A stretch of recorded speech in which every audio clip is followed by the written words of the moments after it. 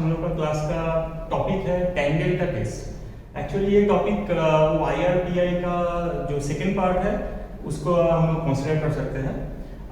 Tan delta test हम लोग करते हैं कोई भी इंसुलेटर का बेसिक इंसुलेशन स्ट्रेंथ कैसा है वो चेक करने के लिए।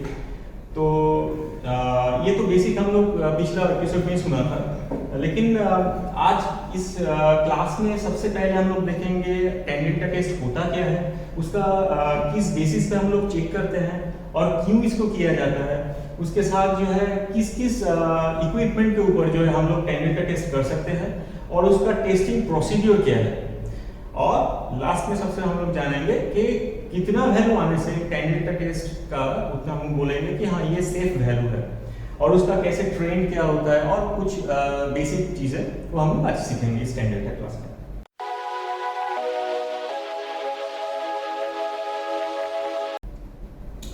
तो आते हैं टैन डेल्टा का बेसिक थ्योरी पे। अगर कोई भी एक इंसुलेटर अगर हम लोग देखेंगे, say if it is like this, यहाँ पर जो है ये इसका HV टर्मिनल है और इधर में जो है ये ग्राउंडेड है। तो बेसिकली हाइपोटेंशियल टर्मिनल और अर्थ के बीच में ये इंसुलेटर लगा हुआ है। तो बेसिकली अगर हम लोग देखेंगे एक कैपेसिटर का स्ट्रक्चर में दो प्लेट्स रहता है, बीच में जो है डाइइलेक्ट्रिक मीडियम रहता है, दोनों प्लेट्स के बीच डाइइलेक्ट्रिक मीडियम।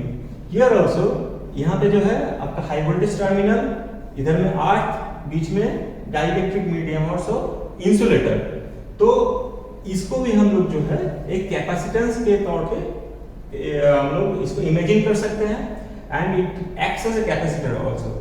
हम लोग जब बीटेक का क्लास भी किए थे तो हम लोग का जो केबल का तीनों कोर का जो है कैसे कैपेसिटेंस वहां पे इफेक्टिव आता है, कैपेसिटिव इफेक्ट कैसे आता है, वो सारा चीज आप जैसे देखे थे याद है। ऐसा दो कोर के बीच एक कैपेसिटर, फिर दो कोर के बीच ऐसा कैपेसिटर ऐसा करके था, और अर्थ से और कोर के बीच में भी एक कैपेसिटर था। तो ऐसा करके बहुत सारा कॉम्बिनेशंस है। तो फेस टू फेस यहाँ पे कैपेसिटेंस था और फेस टू अर्थ के बीच भी कैपेसिटेंस था। मतलब फेस और या फिर हाई वोल्टेज टर्मिनल टुवर्ड्स अर्थ या फिर दूसरा फेज के बीच में जो इंसुलेशन पार्ट है, वो इंसुलेशन पार्ट को लेकर हम लोग कंसीडर करेंगे तो it acts as a capacitor. ये कैपेसिटर की तरह काम करता है। ओके, तो अगर कैपेसिटर की तरह काम करता है तो एकदम आइडियल कंडीशन में एक कैपेसिटर कैसे बिहेव करता है। अगर वोल्टेज V हम लोग अप्लाई करेंगे तो ये current through that capacitor will be IC। तो IC और V के बीच में मेरा 90 डिग्री फेज एंगल डिफरेंस रहेगा। तो अगर फेज एंगल डिफरेंस मेरा 90 डिग्री रहेगा तो यहाँ पे जो मेरा लॉस कुछ भी नहीं होगा, no wattage loss will be there. ठीक है, okay, because what loss equals to VI cos phi. So V into I is IC over here, और cos phi मतलब cos of 90 डिग्री। तो cos of 90 डिग्री का मतलब क्या होता है, V into IC into 0, that becomes 0। तो अगर एक प्योर कैपेसिटर हम लोग यूज करते हैं तो उसके थ्रू कोई वाटेज लॉस मेरा होता नहीं है। लेकिन हम लोग अगर रियलिस्टिक कैपेसिटेंस देखेंगे तो रियलिस्टिक कैपेसिटर में होता क्या है, कुछ कुछ इंप्यूरिटीज रहता है। ठीक है, कैसे, ये दोनों प्लेट्स है, बीच में आपका डाइइलेक्ट्रिक मीडियम है, डाइइलेक्ट्रिक मीडियम के through some resistive current will flow from this plate to that plate. ठीक है, एक करंट फ्लो करेगा, रेजिस्टिव पार्ट भी रह जाएगा। मतलब कुछ इंप्यूरिटीज है, impurities in the form of moisture, maybe it is in the form of its material quality also। तो हम लोग ये अभी हम देखे हैं। अभी अगर एक हम लोग एक रियल इंसुलेटर की हम लोग कंसीडर करेंगे तो इधर में अर्थ है, इधर में HV टर्मिनल है, बीच में ये जो इंसुलेटर है इसके थ्रू जो है आपका IC the capacitive current will flow, और IR दोनों करंट जो है इससे फ्लो करेगा। अब रेजिस्टिव पार्ट कहां से आ जाता है? एक तो सरफेस लीकेज से आ जाता है, सरफेस के थ्रू जो है जो करंट फ्लो कर रहा है that is also count in IR. और इसका इंसुलेशन के अंदर से जो है करंट फ्लो करता है, क्योंकि ये इंसुलेशन आपका प्रॉपर इंसुलेशन और आइडियल इंसुलेशन नहीं हो सकता। कुछ रियलिस्टिक जो नॉर्मल जो इंसुलेशन हम लोग प्रोवाइड करते हैं जैसे पोर्सेलिन, ठीक है, तो पोर्सेलिन इंसुलेटर्स में कुछ पोरोसिटी रहता है, मतलब वो पोरस होता है मटेरियल। या फिर जो है हम लोग कास्ट रेजिन का इंसुलेशन यूज करते हैं, उसको अगर आप तोड़ेंगे तो देखेंगे अंदर में पोरोसिटीज रहेगा, कुछ गैप्स है, तो उसके अंदर में अगर मॉइस्चर और ग्रास्प कर लिया, मॉइस्चर ले लिया, तो it will act as a conducting path. तो इसके थ्रू एक अंदर से जो है एक रेजिस्टिव पाथ उसको मिल रहा है, एक जिससे आपका एक रेजिस्टिव करंट फ्लो करेगा। तो समझ रहे हैं कि एक कोई भी insulator it acts as a capacitor but acts as a real capacitor, मतलब एक रियल कैपेसिटर की तरह जो है वो एक्ट करेगा। तो ये आइडियल कैपेसिटर की तरह एक्ट नहीं करेगा, मतलब एक रेजिस्टिव पार्ट हमेशा उसमें जुड़ा हुआ रहेगा। अब जो है एक रेजिस्टिव पार्ट मेरा जुड़ा हुआ रहने से प्रॉब्लम है कि ये नॉर्मल है या फिर क्या करना है? अगर रेजिस्टिव पार्ट ऑफ करंट अगर मेरा जुड़ा हुआ रहेगा तो आप समझ रहे हैं से दिस इज द इंसुलेटर, इसका सरफेस से या इसके थ्रू जो है अगर टुवर्ड्स अर्थ में करंट फ्लो कर रही तो मेरा कोई वैसा सिचुएशन जो है मेरा सबसे हानिकारक होगा, क्योंकि मेरा पावर जो है या करंट जो है बेसिकली टुवर्ड्स लोड जाना चाहिए, कभी भी जो है टुवर्ड्स अर्थ मेरा करंट जो है फ्लो नहीं करना चाहिए। तो अगर वो चीज फ्लो किया तो उससे क्या होगा? अननेसेसरी हीटिंग होगा, हीटिंग इफेक्ट आएगा। H is equal to 0.24 I square, heating effect आएगा। हीटिंग इफेक्ट होने से क्या होगा? इंसुलेशन और डिटेरियोरेट करेगा, डिटेरियोरेट करने से क्या है? इंसुलेशन धीरे-धीरे उसके बाद फेलियर हो जाएगा। अगर यहाँ पे एक रियलिस्टिक कैपेसिटर्स में अगर या फिर रियलिस्टिक इंसुलेटर में हम लोग देखेंगे तो IC जो है V जो अप्लाइड वोल्टेज उसके जो है 90 डिग्री अपार्ट रहेगा, जैसे आइडियल कंडीशन में होता है, सेम IC जो वहां पे ऐसे ही रहेगा। बट एक IR फ्लो करेगा, IR मतलब resistive part of that current. तो अगर यहाँ पे हम हाई वोल्टेज टर्मिनल कनेक्ट किए हैं और इधर में जो है आपका 8 टर्मिनल है, तो यहाँ से जो फ्लो करेगा ये I टोटल करंट फ्लो करेगा। ये I टोटल वाला करंट क्या है? IC मतलब कैपेसिटिव करंट और IR resistive current, both summation. तो आप देख सकते हैं हाई वोल्टेज करंट से कैपेसिटर भी जुड़ा हुआ है और रेजिस्टेंस भी जुड़ा हुआ है इन पैरेलल, ठीक है। तो इससे क्या होगा? एक कैपेसिटिव करंट इसके थ्रू जाएगा, रेजिस्टिव करंट R के थ्रू जाएगा, दोनों मिलके जो करंट होगा that will be I total और I डॉट, राइट। तो ये I डॉट क्या है? ये vector sum of IR and IC, ठीक है। अच्छा, तो इतना तो हम लोग देख लिए। अब ये जो एंगल है, ये एंगल को हम लोग डेल्टा बोलते हैं, मतलब I टोटल और IC के बीच में जो एंगल है that is called the angle delta. अब मेरा फोकस क्या होना चाहिए? एज एन इलेक्ट्रिकल इंजीनियर मेरा IR पार्ट जितना कम है उतना मेरा इंसुलेशन हेल्दी है। तो ये एंगल जितना कम होगा उतना मतलब IR का वैल्यू कम है, तभी तो ये डेल्टा वाला वैल्यू मेरा कम है। तो what is the basic equation of tan delta equals to IR divided by IC। तो tan delta equals to IR divided by IC। See ये तो IR वाला पोर्शन है, यहाँ पे ये IR वाला पोर्शन है, तो IR by IC equals to tan of delta. तो ये IR वाला पोर्शन मेरा जितना डाउन होगा या जितना कम होगा, tan डेल्टा मेरा उतना वैल्यू जो है मेरा डाउन होते रहेगा। मतलब tan डेल्टा अगर आइडियल कंडीशन में देखा जाए तो मेरा 0 आना चाहिए, बट आइडियल कंडीशन में तो हम लोग का रियलिस्टिक इंसुलेटर रहता नहीं है। जब रियलिस्टिक इंसुलेटर का हम लोग टेस्टिंग करेंगे कुछ पार्ट में IR का वैल्यू रहेगा, लेकिन बहुत ही कम वैल्यू रहेगा। ओके, और कितना वैल्यू रहना चाहिए वो हम लोग नेक्स्ट स्टेप में देखते पाएंगे। अच्छा, तो ये है tan डेल्टा। ये tan डेल्टा का दूसरा नाम है डिसिपेशन फैक्टर। tan डेल्टा का मतलब है IR by IC, dissipation factor का डिटरमिनेशन करने का तरीका भी है IR बाय IC, राइट। अच्छा, तो आज जो हम लोग बेसिक इक्वेशन जान गए tan delta equals to IR by IC। अभी ये जो फाई एंगल है, मतलब V के साथ I टोटल, ये एंगल को हम लोग डिनोट किए हैं फाई, राइट। तो ये फाई जो है मेरा पावर फैक्टर एंगल है। यहां से हम लोग क्या निकाल सकते हैं, पावर फैक्टर भी निकाल सकते हैं।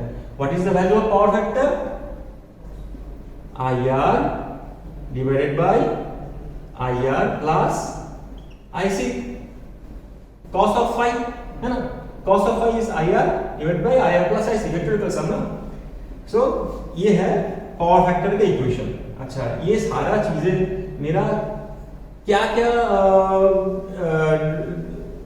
रिजल्ट्स पे जो है फोकस करता है। अच्छा, वो सब जानने से भी पहले और एक चीज जानना पड़ेगा, जब tan डेल्टा टेस्ट करते हैं उसमें क्या क्या पैरामीटर मेरा डिटरमाइन करते हैं हम लोग। एक है पावर फैक्टर, दूसरा करते हैं tan ऑफ डेल्टा या फिर dissipation factor, both are same, right. उसके बाद हम लोग देखते हैं वाटेज लॉस और कैपेसिटेंस वैल्यू। ये कैपेसिटेंस का वैल्यू कितना है ये हम लोग डिटरमाइन करते हैं। बेसिकली ये चार चीजें डिटरमाइन करते हैं। और यहाँ पे मेरा साथ में रहता है कि कितना वोल्टेज मैं अप्लाई किया हूं, अप्लाइड वोल्टेज। अप्लाइड वोल्टेज मेरा जैसा रहेगा उसके हिसाब से मेरा ये सब वैल्यू चेंज हो जाएगा। बेसिकली बाकी सब चेंज होगा, but capacitance value nearly remains the same, right. लेकिन अगर एक ट्रांसफार्मर को देखा जाए तो ट्रांसफार्मर क्या एक कैपेसिटर की तरह काम कर सकता है? क्योंकि बहुत बार हम लोग देखे हैं ट्रांसफार्मर का tan डेल्टा टेस्ट करते हुए। जी हाँ, tan डेल्टा टेस्ट जब करते हैं ट्रांसफार्मर का, it also acts as a capacitor. ये कैपेसिटर की तरह काम भी करता है।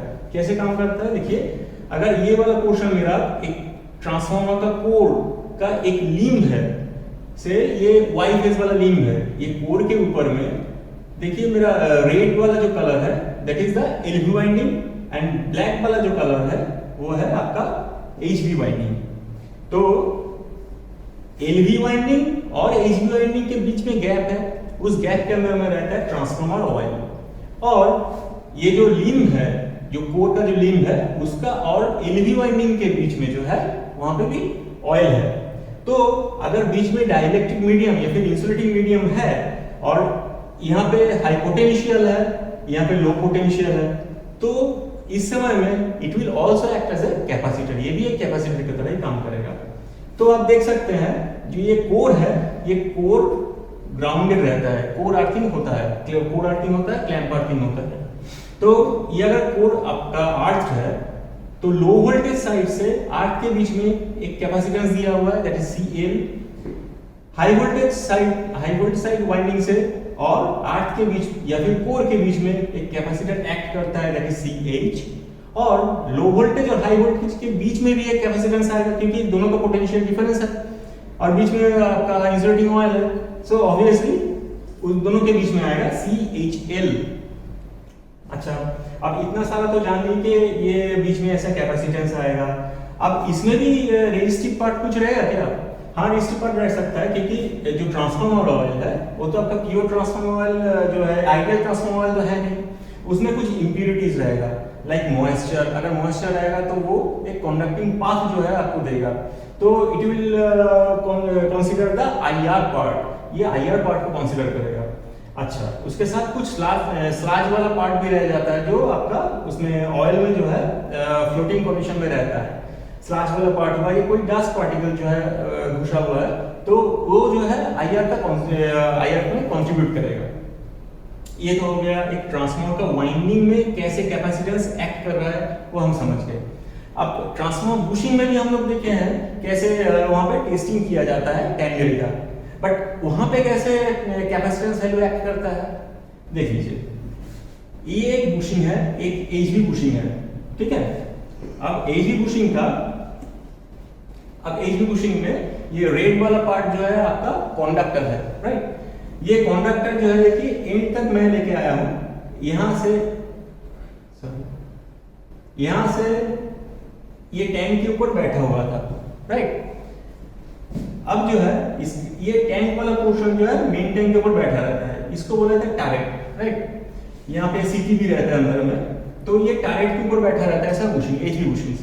अब एचवी बुशिंग का ये रेड वाला पार्ट मैं बोला कंडक्टर, उसके ऊपर में पेपर इंसुलेशन रहता है जो मैं ब्लैक से पेंट करके दिखाया हूँ, दोनों साइड में ऐसे रैप किया हुआ रहता है। तो ये पोर्शन जो है आपका पेपर इंसुलेशन से दिया हुआ रहता है। अब यहाँ से लास्ट वाला लेयर से एक कनेक्टिंग पॉइंट दिया हुआ रहता है टुवर्ड्स आउटलेट, ठीक है।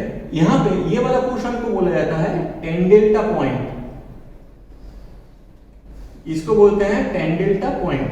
बहुत सारा बुशिंग में ये अवेलेबल रहता है, बहुत सारा बुशिंग में ये अवेलेबल नहीं रहता है। जो हाई वोल्टेज बुशिंग्स है उसमें ये पॉइंट जो है अवेलेबल रहेगा।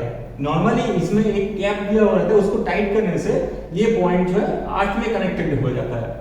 और अगर उसको हम खोल के जब ये कैप जो है खोल देते हैं उसके बाद जो है हम लोग टेस्टिंग करने के लिए 10 डेल्टा वाला जो वैल्यू है उसका जो फीडबैक वाला केबल है यहाँ पे जाके हम लोग टाइप कर देते हैं to get the value of 10 delta, right. एक क्लोज पाथ बनेगा तब जाके हम लोग उसको वैल्यू जो है डिटरमाइन कर सकते हैं। कैसे कनेक्ट करेंगे वो हम यहाँ पे दिखाएंगे बाद में। तो बेसिकली ये 10 डेल्टा पॉइंट हम लोग देख लिए। तो एक बुशिंग में जो पेपर इंसुलेशन लगा हुआ है, ये कंडक्टर है, इधर पेपर इंसुलेशन है, ये दोनों के बीच में एक कैपेसिटर है क्योंकि पेपर इंसुलेशन भी तो एक इंसुलेशन है। तो ये पेपर इंसुलेशन का एक पाथ जो है आपका जाके ग्राउंडिंग कर रहा है, तो इसके बीच में आपका कैपेसिटेंस दिया हुआ है। हर एक लेयर में अलग अलग कैपेसिटेंस दिया हुआ है, मतलब कैसे एक एक लेयर एक एक कैपेसिटेंस की तरह एक्ट कर रहा है, नथिंग एल्स, राइट। तो यहाँ पे एक एक लेयर में एक एक कैपेसिटर जो है आपका सीरीज में वैसे करके रह रहा है। अच्छा, अभी जब यहाँ पे नॉर्मल कंडीशन में ये कैप जो है यहाँ पे मेरा ब्लॉक रहता है। ये ब्लॉक होने से होता क्या है, ये लास्ट वाला 10 डेल्टा वाला पॉइंट जो है 8 के साथ मेरा कनेक्टेड हो जाता है। अगर इसको खोल देंगे तो क्या होगा, खोल के जो अगर आप चार्ज करेंगे तो उससे क्या होगा, सारा चीज अभी हम थोड़ा देर में बताएंगे।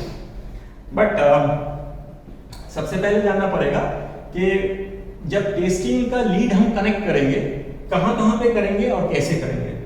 जो एचवी टर्मिनल, ये मान लीजिए टेस्टिंग किट है, तो इसका जो एचवी टर्मिनल है वहां से ले जाके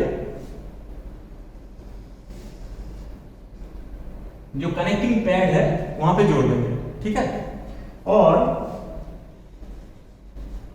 जो उसका फीडबैक वाला लूप है, फीडबैक वाला तार ले जाके यहाँ पे 10 डेल्टा वाला पॉइंट पे जोड़ देंगे। तो हमको क्या मिलेगा, ये कंडक्टर और इसका पेपर इंसुलेशन के बीच में ये जो गैप है, यहाँ का जो इंसुलेशन का स्ट्रेंथ कैसा है वो हमको मिल जाएगा। उससे क्या पता चलेगा, ये बुशिंग का इंसुलेशन स्ट्रेंथ कैसा है वो हमको मालूम चल जाएगा।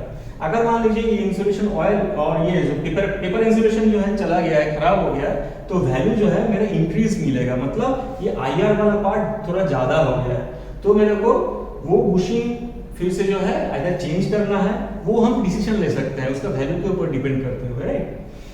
तो ये हो गया एक ट्रांसफॉर्मर बुशिंग को कैसे 10 डेल्टा टेस्ट करते समय में कैसे जो है हम लोग कनेक्ट करेंगे। अच्छा, आगे जो है अगर एक एचवी बुशिंग और एलवी बुशिंग के बीच में अगर कनेक्ट करना है तो कैसे करेंगे।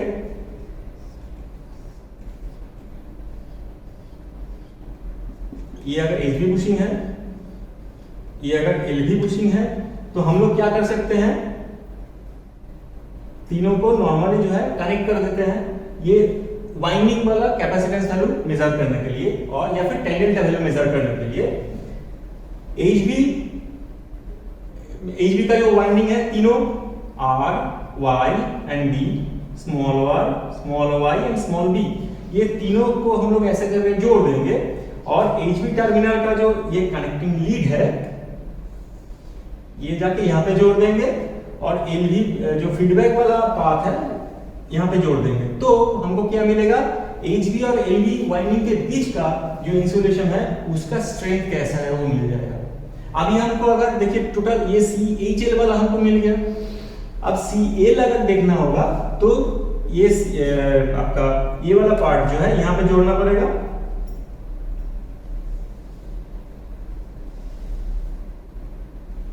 ये रेड वाला टर्मिनल जो है मतलब एचवी टर्मिनल जो है यहाँ पे जोड़ दिए, और ये ऑलरेडी टैंक जो है ग्राउंडेड है, ये वाला पोर्शन सेम ग्राउंड के साथ मेरे को जोड़ना पड़ेगा, ये फीडबैक वाला लूप। तो मतलब क्या हो जाएगा, जो मेरा टैंक आर्थिंग है उसके रिस्पेक्ट में ये एलवी साइड का जो वाइंडिंग है उसका कितना करंट फ्लो कर रहा है टुवर्ड्स अर्थ वो हमको मिल जाएगा। जैसे वो करंट टोटलिटी में मिल जाएगा तो उसके हिसाब से हम लोग कैलकुलेट करके निकाल सकते हैं।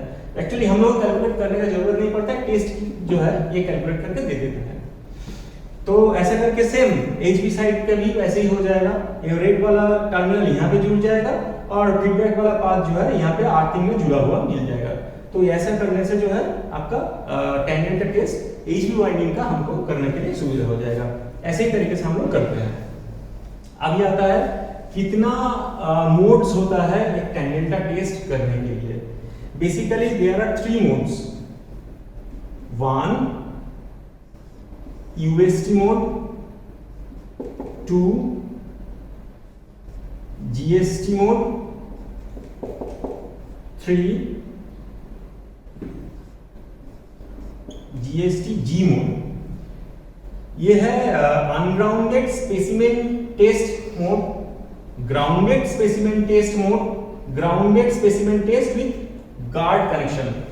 ये 3 मोड हम लोग का रहता है। अगर कोई अच्छा वाला आप टेस्ट किट में देखेंगे ऐसा 3 मोड का ऑप्शन आपको डिजिटली मिल जाता है, लेकिन पुराना जो सिस्टम है, पुराना जो टेस्ट किट है वहाँ पे UST GST मोड आपको मैक्सिमम मिलेगा। GST की के लिए आपको थोड़ा सा परेशानी उठाना पड़ेगा, आपको दूसरा तरीके से उसको टेस्ट करने से सारा चीज मिल जाएगा। तो ये तो हो गया मोड्स।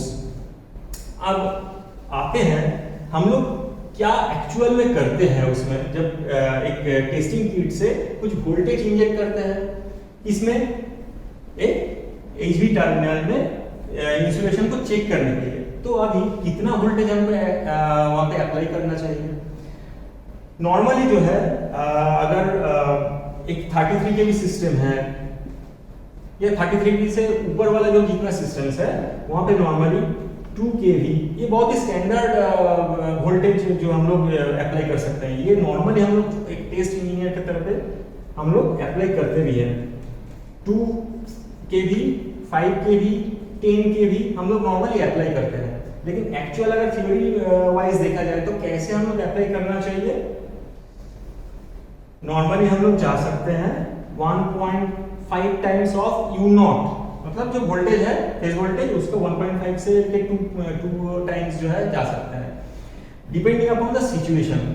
हम लोग एक पुराना कोई इंसुलेशन को टेस्ट कर रहे हैं तो उसके हिसाब से हमको डिसीजन लेना पड़ेगा कितना वोल्टेज हमको अप्लाई करना है। अगर एक नया इंसुलेशन है तो हम लोग अच्छे से वहाँ पे वोल्टेज जो है अप्लाई कर सकते हैं, उसमें कोई रिस्क नहीं, क्योंकि पुराने इंसुलेशन में अगर ज्यादा वोल्टेज हम लोग अप्लाई कर दिए हो सकता है कि इंसुलेशन आपका ब्रेक डाउन हो जाए। तो डिसीजन ऑन द स्पॉट आपको लेना पड़ता है साइट का कंडीशन देख के और इंसुलेशन का एजिंग देख के, राइट। अच्छा, अभी आ जाते हैं एक टेंजेंट टेस्ट मैंने किया। टेंजेंट टेस्ट का वैल्यू इक्वेशन क्या है, tan of delta equals to IR by IC। इसका वैल्यू मेरा कितना आना चाहिए, एज पर IC मेरा वैल्यू कितना आना चाहिए, that must be less than 0.007, that must be less than equals to बोल सकते हैं 0.007। 0.007 से ऊपर अगर आता है तो हमको थोड़ा सा उसका इंसुलेशन क्या है या फिर इंसुलेशन के ऊपर में सरफेस जो है उसको थोड़ा क्लीन करके फिर से एकदम डस्ट फ्री करके और मॉइस्चर फ्री करके हो सकता है और एक बार टेंजेंट टेस्ट करना पड़ेगा। नॉर्मली इसके नीचे में मेरा वैल्यू होना चाहिए, जो बुशिंग्स का हम लोग नॉर्मली करते हैं। बुशिंग्स में तो इससे बहुत कम वैल्यू आता है, इससे भी बहुत कम वैल्यू आता है बुशिंग्स का। नॉर्मली ट्रांसफार्मर का जो टैंक और वाइंडिंग का जो वैल्यू आता है थोड़ा सा हायर साइड में रहता है, but obviously less than this is the value. अगर परसेंटेज में इसको कैलकुलेट करेंगे it will be like 0.7%। Okay, अच्छा यहां तक तो देखिए। अब 0.7% से नीचे मेरा आना चाहिए। अगर हम लोग टेंजेंट का टेस्ट कर रहे हैं से ये बुशिंग का हर साल जो है वैल्यू सेम आएगा क्या? नहीं, कभी सेम आएगा नहीं, क्योंकि जो जितना दिन जा रहा है एक बुशिंग आउटर ट्रांसफार्मर का एक बुशिंग जो है उसमें आपका रेनी सीजन में कितना बारिश हो रहा है, फिर जो है डास्ट आके उसके सरफेस में बैठ रहा है, तो रेजिस्टिव पार्ट दिन ब दिन वो बढ़ते जाता है। तो अगर रेजिस्टिव पार्ट मेरा बढ़ते जाएगा, tan of delta equals to IR/IC, ये IR का वैल्यू अगर बढ़ते जाएगा तो tan डेल्टा का वैल्यू जो है ये भी बढ़ते जाएगा मेरा। ये अगर बढ़ते जाएगा तो एक लिमिटेशंस तक हम लोग उसको एक्सेप्ट करते हैं, वो वैल्यू में पहले ही देखा है। नॉर्मली जो है ऐसे करके इसका कर्वेचर हमको विद द टाइम आपके एजिंग इफेक्ट में जो वैल्यू हमको मिलते रहता है, इस टाइप का कर्वेचर हमको मिलता है। अच्छा, अब tan डेल्टा जो टेस्ट हम लोग करते हैं, tan डेल्टा टेस्ट में जो वोल्टेज इंजेक्ट करते हैं, तो नॉर्मली वो वोल्टेज का क्या एसी वोल्टेज इंजेक्ट करते हैं कि डीसी वोल्टेज इंजेक्ट करते हैं? ऑब्वियसली एसी वोल्टेज इंजेक्ट करते हैं, बट उसका फ्रीक्वेंसी बहुत ही कम रहता है, बहुत लो फ्रीक्वेंसी हम लोग वहाँ पे इंजेक्ट करते हैं। Very low frequency to be injected during this test, right? ये लो फ्रीक्वेंसी इंजेक्ट करने का कारण क्या है? क्योंकि IC equals to V by XC, अब XC equals to 1 by 2 pi FC। ये F का वैल्यू अगर मेरा कम होगा, F का वैल्यू अगर कम कर देंगे तो XC का वैल्यू हाई होगा। XC का वैल्यू हाई होने से क्या होगा, मेरा IC का वैल्यू मतलब कैपेसिटिव करंट का जो वैल्यू है वो डाउन हो जाएगा। कैपेसिटिव करंट का जो वैल्यू है डाउन हो जाएगा। ये किट देख रहे हैं, IR और IC दोनों का करंट जो है ये किट फ्लो करवाएगा ड्यूरिंग द टेस्टिंग। तो जब वो करंट फ्लो करवाएगा तो इसका टोटल एपरेंट पावर और पावर कैपेसिटी जो है मेरे को कम रहेगा अगर हम लो फ्रीक्वेंसी वोल्टेज हम लोग अप्लाई करेंगे। अगर नॉर्मल फ्रीक्वेंसी वोल्टेज या हाई फ्रीक्वेंसी वोल्टेज अगर अप्लाई करेंगे तो XC का वैल्यू कम हो जाएगा और यहाँ पे XC का वैल्यू कम होने से IC का वैल्यू बढ़ जाएगा। मतलब एपरेंट पावर, इसका किट का जो एपरेंट पावर जो है उसका कैपेसिटी बढ़ जाएगा, मतलब बाल्की हो जाएगा, ऊपर से कॉस्टलियर भी हो जाएगा क्योंकि कॉपर का साइज भी ज्यादा लग जाता है। ये करंट फ्लो जो करेगा यहाँ पे अंदर में ट्रांसफार्मर भी रहता है, राइट? तो उसका भी हमको ध्यान में रखना पड़ता है। नॉर्मली एक्चुअली ये जो आपका टेस्ट किट प्रोवाइड करता है आज का डेट में, वो सारा जो है लो फ्रीक्वेंसीज जो है ऑटोमेटिकली कर देता है। बट और भी मॉडिफाइड किट्स आ रहा है जो कि ये सारा चीज को जो है कंसीडर करके फ्रीक्वेंसी को मॉड्यूलेट कर पाता है, ठीक है? ये मेरा कैपेसिटी जो है इसका कम लग रहा है या फिर इसका कॉस्ट जो है कम हो जा रहा है। दूसरा है tan डेल्टा का वैल्यू जो है मेरा बढ़ रहा है, क्योंकि अभी मैंने दिखाया था IC का वैल्यू जो है मेरा घट रहा है। IC का वैल्यू अगर घट जाता है तो tan डेल्टा का वैल्यू मेरा बढ़ जा रहा है। tan डेल्टा का वैल्यू अगर मेरा बढ़ जा रहा है तो मेरे को मेजरमेंट करने में सुविधा हो रहा है, मेरा मेजर करने से बहुत सुविधा होता है।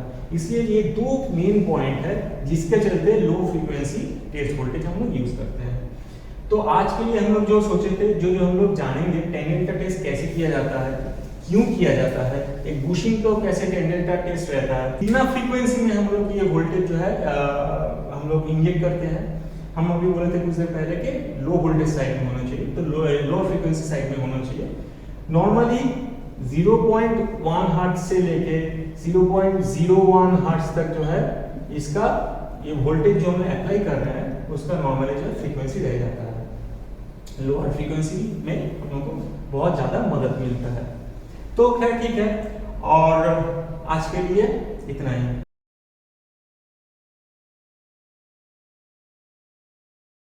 अगला जो एपिसोड आएगा उसमें जो है हम लोग हाइपॉट टेस्टिंग देखेंगे और पार्शियल डिस्चार्ज टेस्टिंग देखेंगे, कैसे हम लोग करते हैं पार्शियल डिस्चार्ज का, क्या क्या यूसेज है, कैसे डिफाइन करेंगे। तो ये सारा चीज़ बेसिक इंसुलेशन के ऊपर डिपेंड करते हुए हम लोग नेक्स्ट क्लास में देखेंगे। Thank you.